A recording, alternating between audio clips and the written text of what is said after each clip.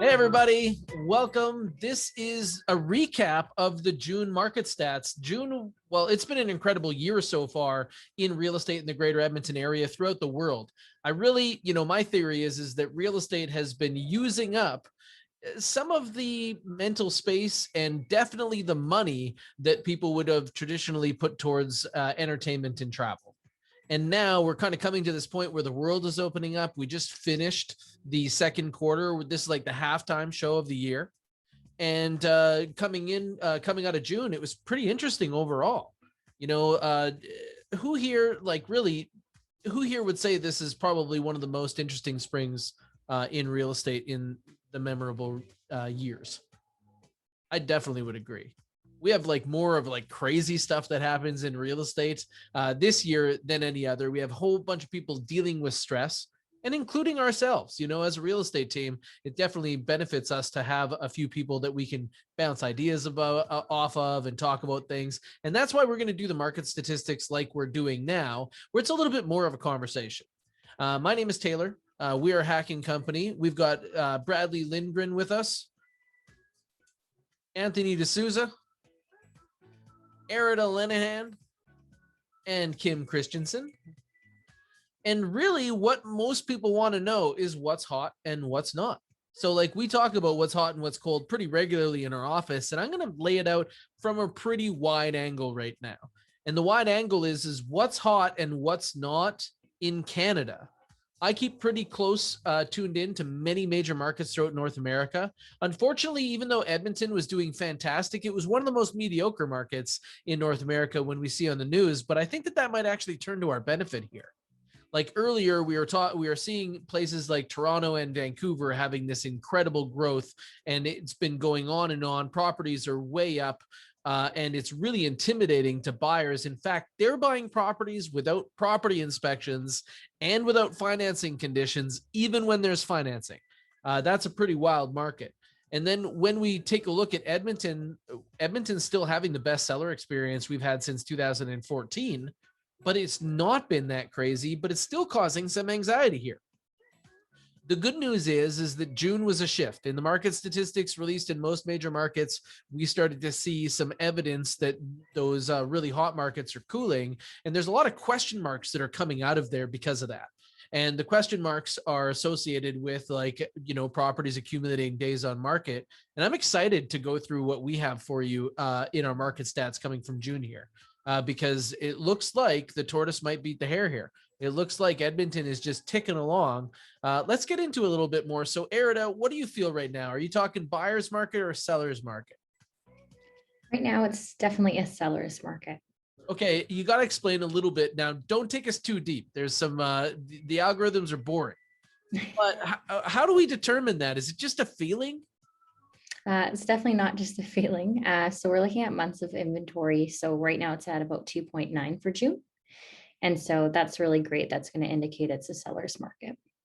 Oh, that's fantastic. So when a buyer and a seller are going to come together, maybe for a negotiation, it should feel like the seller's got options. If that buyer doesn't bring them the offer they want, that they are going to get another opportunity.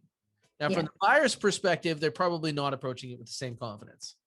Because if they don't buy this one, I don't even know, it might depend on the frequency of opportunity in that neighborhood.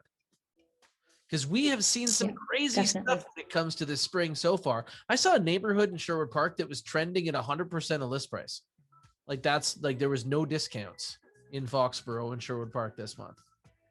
Is there a big difference depending on what you are approaching the market with, like single family versus condos versus duplexes? I would say single families for sure have a big upper hand as being a seller at the moment. And then condos are having a little bit of a disadvantage. That's good information. I really appreciate that. For people that don't know, months of inventory is determined by taking the amount of properties on the market and dividing them by what's sold. Then we can really see that seller supply versus that buyer demand. So I appreciate you taking that through. I know that you've had some lots of experience with hot property lately, Erida. You've been making some offers with some buyers and put a listing out into the market and got 100% of the sale price. So I could see that you definitely understand the seller's side or the seller's experience as being the advantage. Now, let's go into this a little bit further. Kim, you were taking, or sorry, I'm skipping along here. Anthony, you were talking a little bit about how long properties have been on the market. Average days is how we measure that. Can you define that a little bit further? Absolutely. Days on market has been a really interesting stat to look at a year, month over month, because as we're trending towards the seller's market, it's taking less time for every property to sell overall than what we've seen over the last couple of years. So as an example, single family properties last year were taking about 53 days to solve the market. And now for June, we are sitting at 28 days, which is the same as it was in May last year. Oh, wow. So that's an indicator that it's still pretty hot out there. There's, properties aren't really accumulating. And this is measured from like the day the property goes listed until they take possession? That's correct. From the time it hits the market till the time the sold stickers go up. Oh, it's no longer available. Just when it's actually sold. That's correct. So that's really good to know. So when we're talking about 28 days on market, most cases that would even include a pending period. So when do you think these properties are going under contract if they're 28 days on market? Most of them within the first week or two, depending on the experience that they might have had. And some of these properties have been so hot that they've been pending twice, where they've gotten pending on opening weekend and maybe something happened to that first deal and it's come back and then gone in multiples again and, been able to still solve in that amount of time. Man, we've seen a few of those too, where we actually end up being the second party that comes in. What a sweet spot. A lot of sellers don't really understand how much goes into choosing the right buyer if it's in a multiple offer situation, because not all buyers can get to the finish line. Why do you think that most deals fail? Does anybody have any ideas? It definitely comes down to financing in most cases, where they might have had a pre-approval, or maybe things had changed since the time that they did pull their information, or they weren't working with someone that actually did the pre-approval properly. But I would say that most times it's always on financing. I would totally agree. I think everybody here agrees that it's not prepped buyers. So when it comes down to our side, our team actually has a reputation now of being able to deliver buyers that get results, because we do so much prep with our buyers, because it'd be brutal to be in that situation as a buyer too, right? You guys just barely won the house that you wanted. And then all of a sudden, after you've told your friends and family you're moving, you're not moving anymore. That's really interesting. And is there a big difference on the property type that you're bringing to the market as to how long do you think that you're going to be on the market? Yeah, we've seen single family properties and duplexes and townhouses still being pretty exciting, where less exciting condos are starting to trend a bit longer on the market over the last month. But overall, residential in general has been pretty good. Oh, that's awesome. Thanks for taking us through that, Tony. When we take a look at these properties now, knowing how long they're being on the market, when they're leaving the market, what does those prices look like? Now, Kim, you were talking about average price as a scope in Edmonton. As we transition from the spring market to this fall market, are you seeing a big change here? Or sorry, from the spring market into the summer market, rather. Are you seeing a big shift in the dollar values as an average? Well, good news is it's very stable. So straight across stable for, all properties. So really good for condos, duplexes, and townhouses, especially. So coming off that spring market going into the summer here, it's really looking good, really stable. And then single detached homes, of course, are, doing really, really well. So, but other than that, stable and looking good for all the rest of them as well. That seems to be the story. Like sometimes we feel like it's trends where single family detached seems to be the big focus since 2020. Everybody seems to be focused a little bit on lower density. So moving from high density condos, maybe they're upgrading all the way to single family detached, or they're kind of moving through and getting into duplexes. But it was weird this spring to see that movement, right? Like houses were hot, then duplexes were hot, then townhouses were hot. And that's really good news for townhouses, because it's been a tough go for them over the last few years in the greater Edmonton area. But you were saying that it's really good for single family. What does that actually look like by the numbers? So we're up over the last few months. So still rising for single detached homes, which is, really up from last year, especially. So they keep on the trend going upwards for the single detached homes. A lot of families still probably, you know, upgrading a lot, maybe. Yeah, lots of upgraders because it keeps moving upward. Like you were saying a year ago, this was in the 425 range, and now we're almost at 475. Yeah. That's a really good news for the greater Edmonton area, because I don't think that people really felt the loss of wealth when property values were going down. They, you know, when the equity in your property is going down, if it's not like the dollar rate of your job, you don't really kind of feel it on the front end. But then when you try to make those big moves, maybe when you're looking to upgrade your home, that's really where it really kind of comes and catches you, right? Because your family ends up living a little bit in discomfort until they can kind of make that upgrade. And it's neat to see we all end up in different pockets. Like Tony, you were saying before that it was almost like you were living in bungalow land. That's right. It's been busy.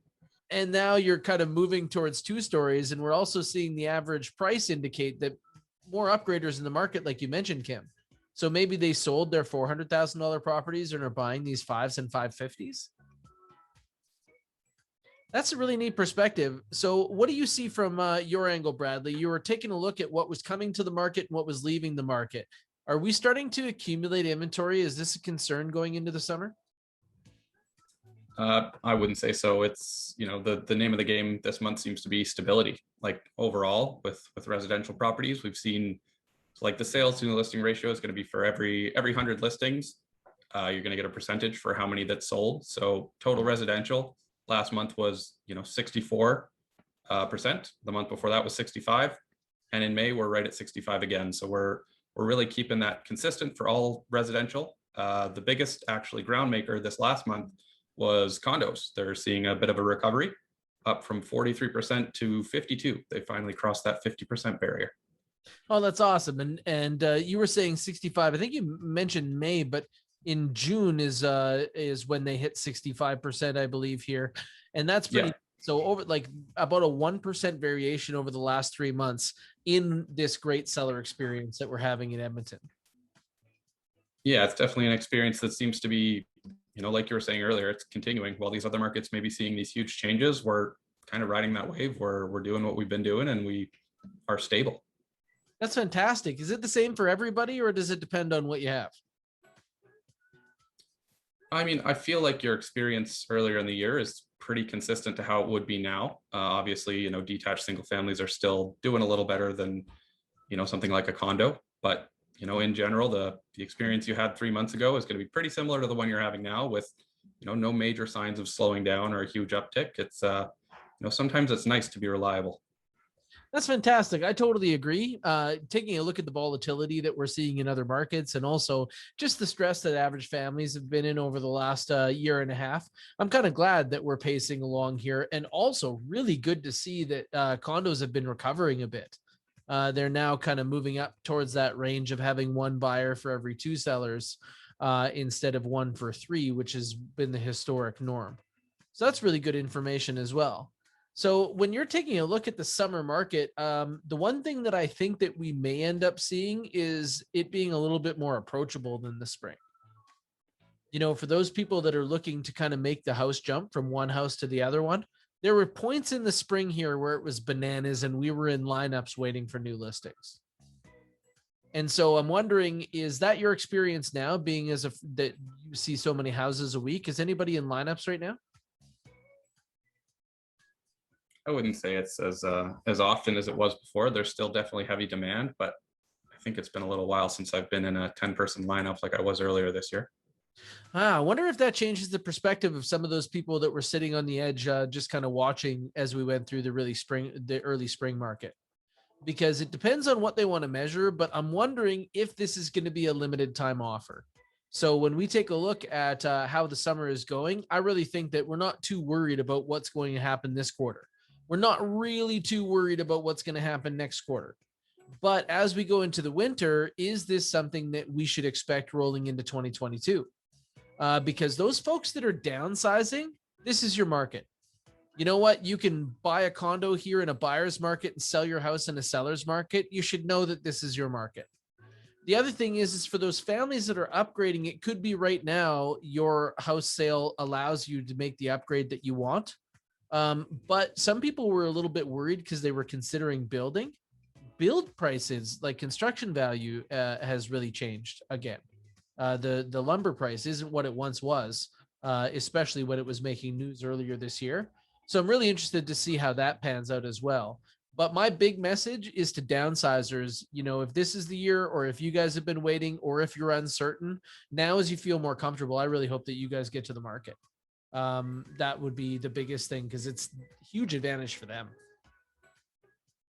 So right now, if you had sellers that feel as though they missed out on the spring, did they really miss out on the market? What about buyers approaching the market right now? Where do you think the best place to find a deal is? Well, it definitely would be condos, but you know, I've been seeing some good deals on townhouses recently. Yeah, I saw like the average list to sale price in Oliver Square was the one that, or in Oliver was one that surprised me earlier this year, with condos leaving it over a 5% discount in normal, right? I think that was a good move. But if I was fishing for a deal right now, I'd be looking at inventory over 100 days on the market. I really think that there's some people that were reading the news and maybe overestimated that spring market, and they really do want to sell. And you could get some of these properties at the right value if you approach them the right way. So that would be one thing that I've always loved about the summer market is that it's almost like shopping at Winners. You know, there's good deals to be had, but you got to know what you're looking for. And in the spring market, everybody feels it because the number of for sale signs in their neighborhood like quadruples. But now that we're in the summer market, I think the number of for sale signs isn't really going to change as much as they're going to move around your neighborhood. You know, you're probably seeing the moving trucks rolling in as we got past the number one possession day of the year, June 30th. If you are moved into a new neighborhood, then I hope that you have a great experience. Welcome to your new neighborhood. Is there anything else that you guys want to give as a message to the public before we break here? Well, thank you for showing the inside of real estate on the outside. Really, when you take a look at what the real estate board releases as statistics are not what you're seeing here. And it's really great that you guys have completed so many 5-star experiences this year. So our message in general is save yourself and save your friends from a 3-star experience in real estate. This has been your June market update for the number one team for the entire greater Edmonton area on rankmyagent.com. And that is the verified review service of realtor.ca. If you're looking for more great content, you can find content from us everywhere that great content is made. We have a variety of content on all the major social medias, and we hope that you join us there or call our fast agent hotline at 780-909-6770. Hope you guys are doing awesome. Cheers.